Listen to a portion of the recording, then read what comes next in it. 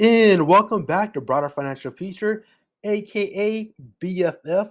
Hopefully, everyone's having an amazing day so far. In today's video, I'm going to talk about my best dividend stock in 2021, and actually, basically, one of my top performers overall. You don't want to miss today's video because you're going to be surprised what stock I'm going to list. But before we get started, make sure you hit that subscribe button. It really helps out the channel a lot.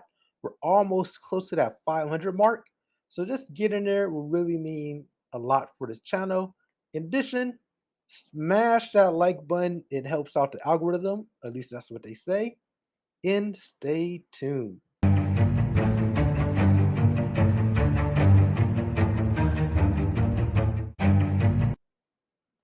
All right, just some housekeeping rules real quick.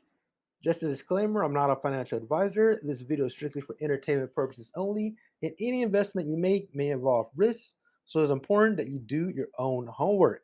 So let's jump into today's video. So when you think of growth stocks, what companies come to mind? Just take a moment to think about that. For me, companies like Netflix come to mind. If you look in the past year, it's up 7.3%. Other companies like Amazon, which is up 4.8% in the past year, in addition to companies like Apple, which is up 31.51%. But this company I'm about to list does not come up as a growth stock, and that is Albertsons, which is up 97.58% this year. In addition to that, I bought Albertson, I believe, starting in December. Basically, late last year, I was buying into the company. I bought it because of its dividend and because I actually liked the direction the company was going into. But when I was buying it, it wasn't a very popular decision. It didn't seem like it was going to do too well, but I stuck with it. And I think I was averaging like 14, 15 bucks per share. And then when it went up to like 17, 18, I kind of stopped buying into it. Because I think at that point I was up like 20, 30%. And I think that was a good mark at that point. And I kind of bought it, sat it, and just forgot about it. Because I bought this in my Roth IRA account. So I didn't really think much of it since. And when I was looking at my top performing companies, number one is BCRX, is a company you've seen me talk about in the past. And this was actually number two. I had other high performing stocks, but just in the last few months, I did not expect Albertson to be one of my top performing companies. So let's break down a couple of key things of what they're doing that recently that I actually like from this actual company. So they recently announced their Fresh Pass. So if you don't know, that's a subscription service that's essentially similar to Amazon Prime, exclusively for groceries. So if you want to get a grocery store membership, that's what Fresh Pass is all about. For a little under $100 a year or $12.99 a month, Albertsons customers can take advantage of free delivery on orders of $30 or more, uh, free 2-hour grocery delivery, and other rewards. So it gives you pretty much some rewards for being a Albertsons shopper and delivery. So a lot of people are staying at home. A lot of people don't want to go anywhere. This gives you a way to have your groceries delivered within 2 hours. Say you're cooking a meal at 8, you know you're going to be home at 6 or 5. You just make that arrangement earlier in the day and get your groceries within 2 hours. So I think this is something really neat that Albertsons is doing right now, which is their Fresh Pass. In addition to that, the launch of the free deals and delivery app. This is something they had before. So Albertsons rolled out its free deals and delivery app, which will allow customers to shop, save, and redeem rewards online and in store, complete with a digital wallet and app coupon integration. And I really enjoy their app. That's one of the reasons why, at least the app they had prior, these are updates in addition to what they're doing. Um, with Albertsons, I actually shop at Vaughn's, but Albertsons is basically the parent company for a collection of different stores within that family. In addition, they do have a loyalty shopper loyalty program called Albertsons Just for You or Albertsons for You. So I think that's a really good thing there as well. These are all basically three things they launched recently to basically help continue to grow the company uh, in the digital market space. In addition, this company is really brand new to the market. It hasn't been around too long. It just came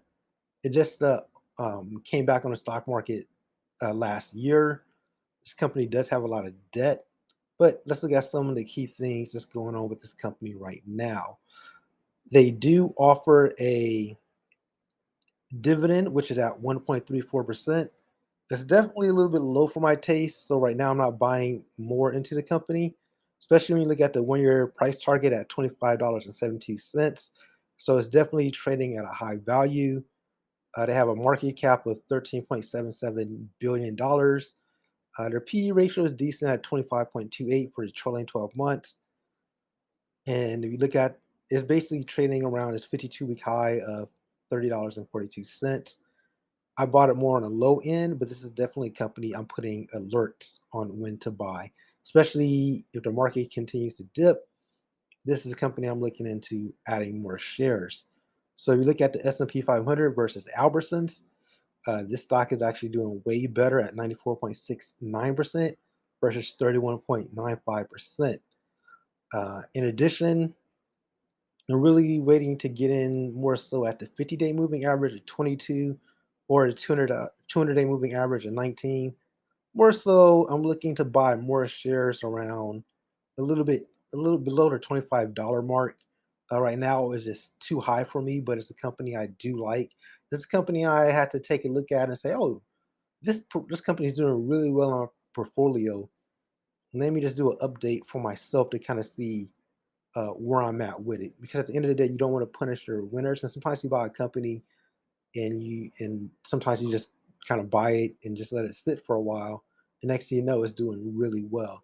So it's always good to kind of do an update on your stocks, especially when you're buying individual stocks periodically, like every few months, yearly, whatever the case may be, for your needs.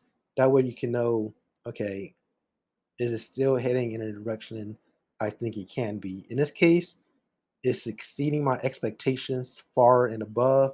It's a company I wish I bought more into, but I'm not going to be a sore winner and complain with almost 100% gains with this company.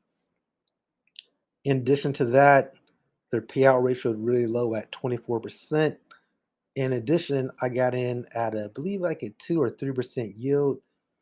So I'm actually probably I think my yield is dividend yield is 2.5 ish. I have to really do the math on that. So I still have a decent yield, and I expect them to continue to pay out a dividend. That's really the reason why I bought this company because I wanted to buy something in the grocery industry, and I felt like Kroger at the time was just too expensive. Which, by the way, Warren Buffett added some more Kroger to his portfolio, which I'm going to do another video on that as well, as far as what moves he recently did. Let me know if you want to see that in the comments. But besides that, um, that's really it, man. I think this is a good company to add to your watch list. Is a company I believe that's growing. It might not dip again below 25, but if it does, I think it's a company to consider, especially if it ever goes down to like $22, $23 or below. Um, because people need to shop, people need to eat, and I love the fact that they are moving into the digital space as well, because people love basically delivery services. So those are my overall thoughts when it comes to this particular company. Make sure you hit the subscribe button; it really helps out the channel, and smash that like button. I talk about dividend stocks, ETFs, just general financial information overall. Um, And that's pretty much it. Until next time, everybody, have a good one. I'm out. Peace.